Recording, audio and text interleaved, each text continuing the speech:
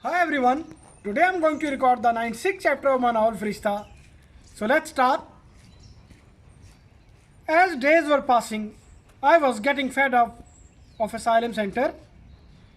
During this period, a Sri Lankan boy came. He used to drink alcohol all the time. He had good command on German language. He used to curse Swiss government all day. Sometimes he used to take off all his clothes fully naked, dancing on the table. He used to cry sometime and laugh sometime. We were worried if he will create some drama on Thursday when they give us social check, then it won't be nice. He did what we thought. On Thursday all of us were sitting around rectangular table. There were some new people, some old. I was living here from last 2 months, so I was old. Like always, Schaffer and Schneider gave lecture. As they have given social check, that Sri Lankan boy started shouting. We started looking at him surprisingly. He was saying something in German language. Schneider and that Sri Lankan boy had severe argument. They started shouting on each other. Finally, Schneider had to call the police because I observed there was something wrong. Only Schneider and Schaffer knew what he was saying. I don't know he was fighting for which reason. It was difficult to control him. Police came, controlled him. They took him with them. Schneider accompanied them. I was curious what actually happened. I asked Schaffer, what happened? He told me this Sri Lankan boy refused to take 45 Swiss francs and he was arguing about that. This amount isn't enough and you give us this money for 7 days. I said, to be honest with you, he is very right. What do you think about this? He said, I'm agreed with you, but there are so many things and so many problems. We are only worker here. We do what they ask us, what they tell us. I said, forget about money. Tell me about this Sri Lankan boy. What is the real problem with this gentleman? He said, when he came here, I read his file.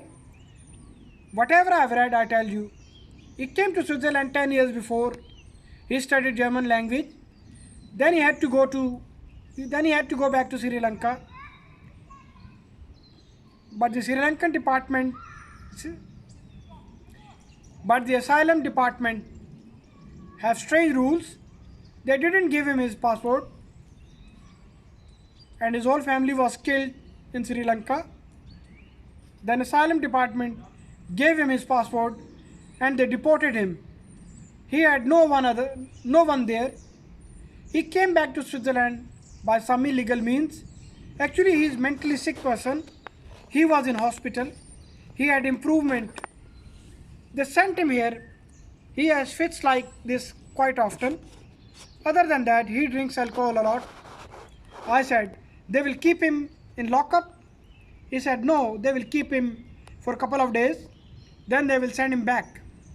I said, by the way, it takes how long to get permission to work? When you have some job, you are busy and you don't involve yourself in stupid things. He said, usually they give permission of work after 6 months. Once you have clearance of your case, you automatically get permission of work. I said, I'm here from last 2 months. It means I will have to wait for 4 months. Schaffer didn't notice what I said, but he addressed me. I forgot to tell you, you have some parcel. You can ask Anita about that. I said, who sent this parcel? He said, I think they have called you for the interview because parcel has address of asylum office. I said, where is the main office of asylum center? He said, it's in Zurich. Everything would be written in it, interview time and where you have to go. I said, what will happen after that? He said, I think they will change your price because according to law, you can't stay here more than 3 months. I said, so now I'm guest here now. So now I'm guest here. He said, you can say that. I said, where they will send me? He said, somewhere close to Zurich, where, wherever there will be some place vacant. Don't forget to take parcel from Anita. I have to go. I'm getting late.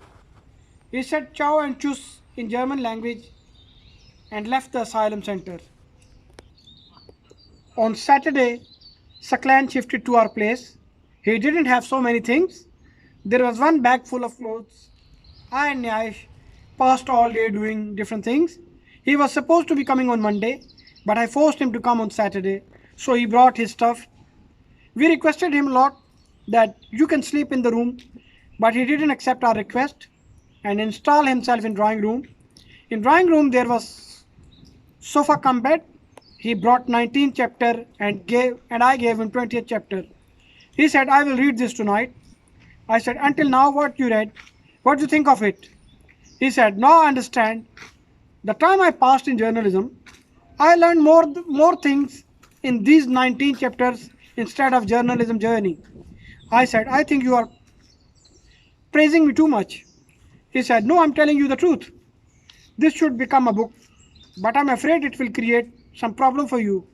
I said, to be honest with you, I did my catharsis writing all these chapters. I never thought of publishing it. Nyash interrupted us. Forget about this. Let's watch some film. The whole day was boring. Nyash inserted the film in DVD player and we started watching film.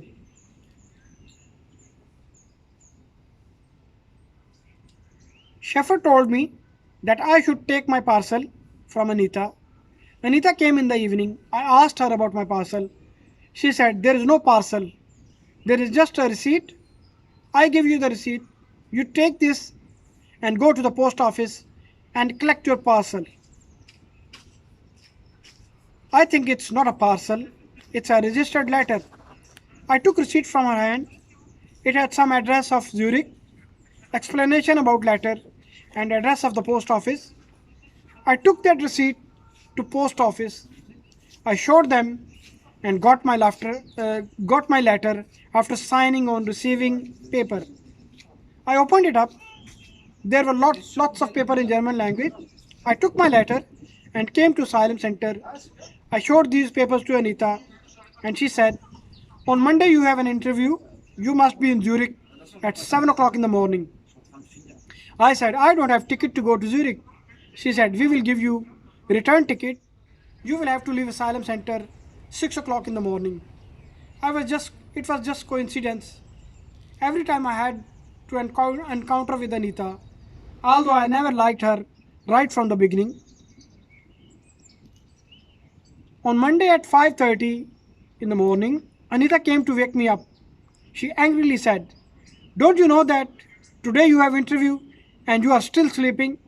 I said, I put on alarm, but I think the cells were dead, so it didn't ring. She said, get yourself ready swiftly and eat something. There is a railway station nearby. A fast train passes from there. If you will get that train, you will arrive Zurich at 7 o'clock in the morning. I swiftly made a cup of tea, drank it with a couple of biscuits and headed towards railway station. An African boy was following me. He came closer to me and said, I want to go to Zurich as well. Take me with you. I have an interview.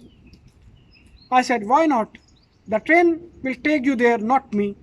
So we will go together. He said, I didn't mean that. I just wanted to say that I don't know about the railway station. I said, okay, come with me. The railway station where I had to go, even I didn't know about that railway station. But on our way, I asked few people and both of us arrived at the railway station at exact time. We were on time. Train had to come. I was glad about that because I took his responsibility. All the railway stations. At the railway station, I started observing railway station. It was deserted railway station. The platforms were neat and clean.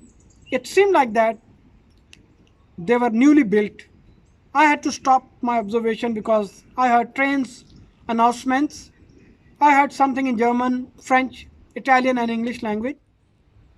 I only got in English. I checked train number on my ticket. Train arrived at the platform. I said to African boy, "Come swiftly. Swiss trains are very punctual. If you will be little late, they won't wait." He answered in Nigerian English, Dada accent. Okay, okay. As we entered in the train, I selected window seat and started enjoying outer scenery from the window. The morning scene was very different. On both sides, there were flowers and trees. Through train's window, this scenery was very beautiful. This was another route of Zurich because I had been to Zurich before via train and I hadn't seen this scenery like this before. In front of me, Nigerian boy was sitting, but he was sleeping and he was snorting as well. I was enjoying outer scenery and hearing Nigerian boys terrible snorting at the same time. It would have been long time. It would not have been long time. I saw newly constructed buildings. Slowly and slowly they started increasing and finally Zurich railway station came. As train stopped, I shook Nigerian boy's shoulder and said in loud voice, "Wake up, we are in Zurich railway station." Thank you very much. I hope you like my video. Like my video, subscribe my channel and press the bell icon.